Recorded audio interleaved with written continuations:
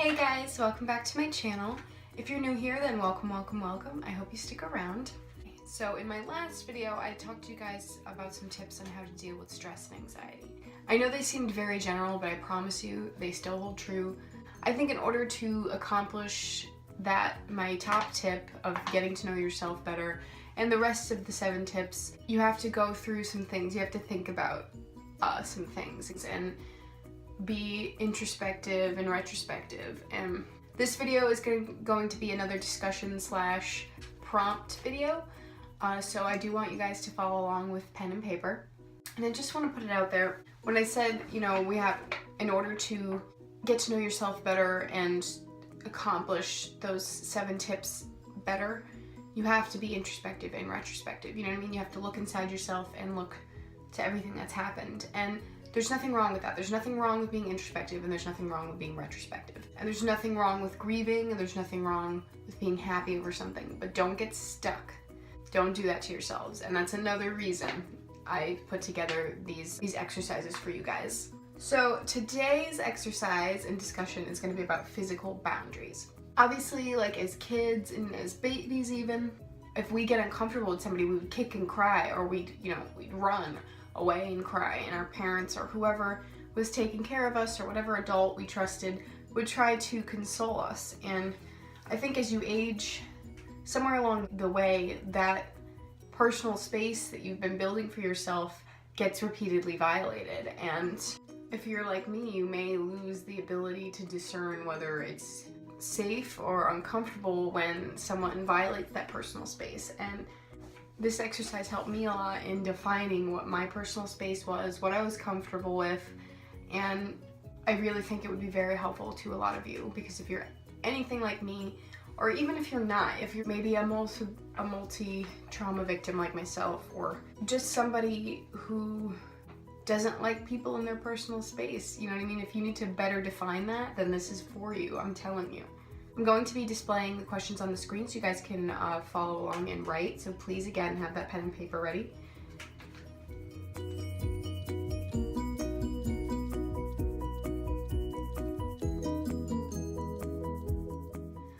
I notice that I always feel safest in like a good sized space. I don't like a humongous amount of space, and I don't like a tiny amount of space, or like too cramped amount of space. And I feel like a lot of people are like this. I love my back to a corner or a wall. I wouldn't say there's a specific place that I feel like extremely safe. I feel very safe in my therapist's office, which obviously that's great. It wouldn't be a very helpful experience if I didn't. I feel safest in a cozy space that, you know what I mean, is comfortable and just feels cozy and safe.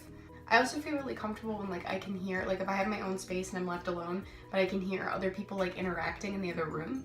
Like I know that might sound weird, but I loved when I was young, you know what I mean? I'd be going to bed, it'd be nice and dark in my room, and the door would be shut, and I'd have my privacy to go to sleep, but I can hear everyone else, like my mom and my older brothers in the other room, like not loud or anything, but like interacting, watching TV. And that just made me feel safe because someone was awake when I wasn't.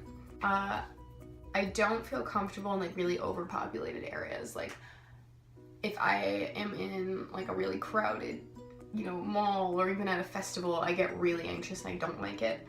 And I actually lied before. There is a specific place I feel really safe in, and that's the shower. I swear I can get in the shower with like, I'll be having like an anxiety attack. I get in the shower, it washes away about 50% of my anxiety immediately. It's amazing. Showers, warm water, rain. Rain's probably my favorite thing in the world. And that's my safe place, I would have to say.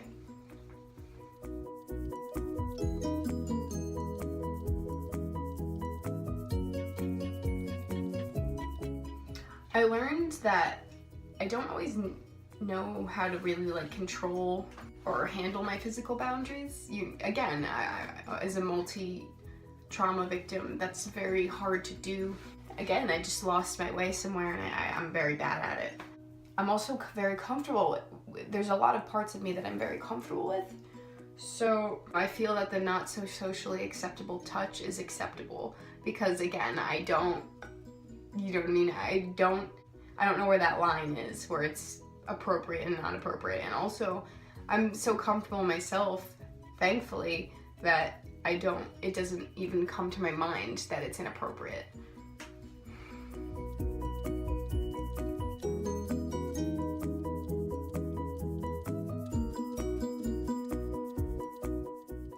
You know, I think I'm surprised at all of it, honestly. Like, even for me, like, even if I'm, you know, I told you everything that I wrote down, but there are the things that I've thought of, and just with all that together, it is very surprising to me. But I think the most surprising thing is that I would allow these things to happen to me, not on purpose. Like I said, I don't understand. Like, I know that sounds silly and maybe even naive and unbelievable to some of you, but I really didn't understand. It doesn't occur to me. And, you know what I mean? I was taught that if you wanted attention, physical touch was what you did. And I'm a very odd person. I have my quirks. It's very hard for me to make friends, especially with other girls. And so if, you know, worst came to worst and my personality wasn't working, then I would hug them or, you know, be a crying shoulder. Or if it were a guy or even a female that I knew was attracted to me, I would let them be all over me, because I'd rather that than no friendship at all.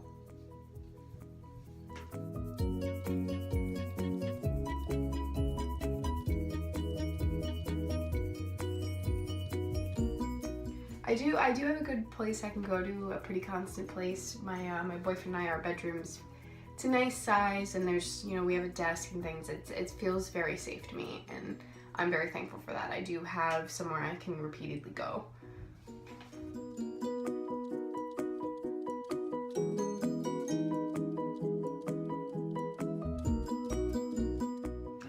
Sadly, I can't always avoid overcrowded places, but for me, I feel safest when, if I can, I'll just take a deep breath and walk away for a minute somewhere more quiet.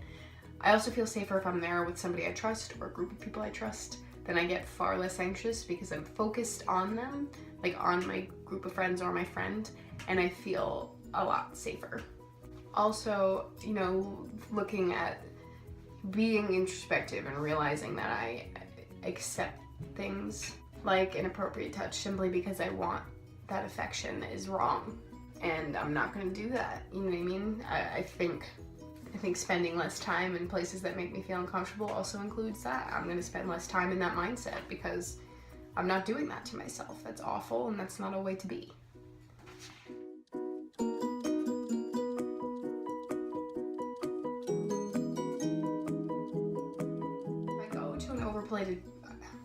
If I go to an overpopulated place like a festival or a mall and I have to be there, like if I have no way to leave or I have to be where I am, like my father will often have booths at festivals for his business, and you know, if we go with him, we have to stay at the booth, and sometimes it would get overcrowded and I would get really uncomfortable. And I just try to focus on things around me that will make me happy. Like, if there's families around with their kids and they're having a good time, that makes me happy. If my sister's there with me, that makes me happy. It makes me feel safe. If I have friends there or people who I know and love, that makes me feel safe. But again, if I'm just there by myself, then I try to focus on things that I know will make me smile. And I know that's hard, that's a lot easier said than done, but if you let yourself, you'll be able to find something good out of it. I genuinely believe that. This next exercise is just to further increase your awareness of space and how it makes you feel. And again, please follow along with pen and paper because I will be posting these questions on the screen.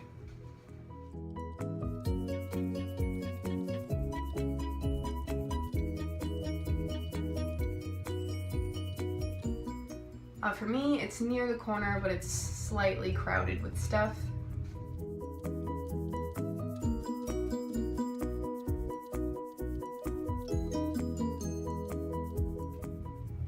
I can see this whole side of the room, but I can't see behind me, which is pretty odd because I usually don't like my back to the door.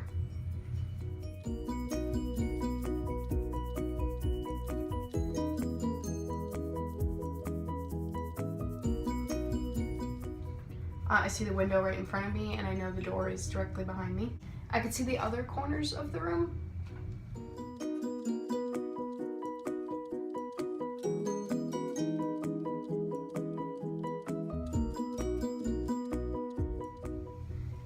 It has a really nice, comfortable, soft lighting. I like that the most.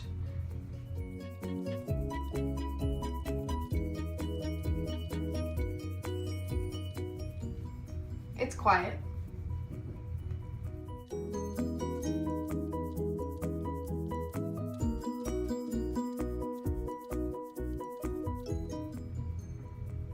It has a lot of my stuff in it, sadly. I'm very unorganized.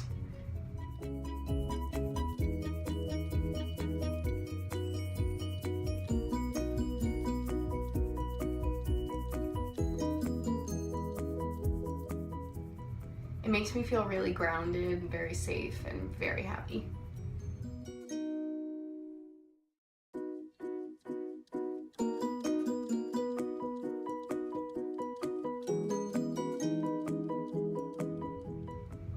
I like being away from like doors, any areas where people can constantly come in and out, and I can't see what's going on. That makes me feel really comfortable. So I don't like my back to it. I don't like being near it.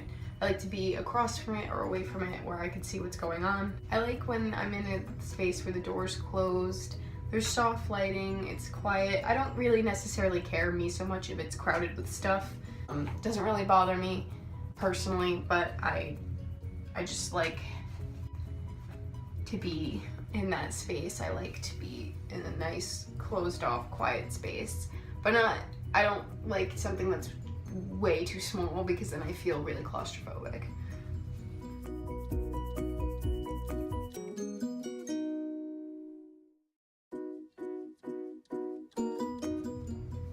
I'd really love to move my bed. My boyfriend and I, our bed's like kitty cornered against the wall. So it's hard during the night, like if I have to get up and pee, I have to climb over him. So I would love to move it against the wall so we could both just get off the edges of the bed. But the room's a little tiny right now, so we probably can't do that. I'd also like to organize it. It would probably be the best for me, especially since we can't move the bed, which I can easily do. It's just hard to keep it organized. So I really hope you guys enjoyed that exercise. My examples I know were pretty cut and dry. I did sit down and do the exercise myself, and it did take me much longer, but I'm only allotted a certain amount of time right now for videos. So, you know, if you write more about the spaces that make you feel unsafe or safe, I think that, you know, that's fine. I think that first question you should spend the most time on to again help identify, get to know yourself better, know your identifiers, and then the questions following will be much easier. If you guys liked the video, then please hit that like button and subscribe. And if you have any comments, questions, or concerns, please put them in the comment section down below or message me privately. Thank you guys so much. I'll see you in my next video. Bye.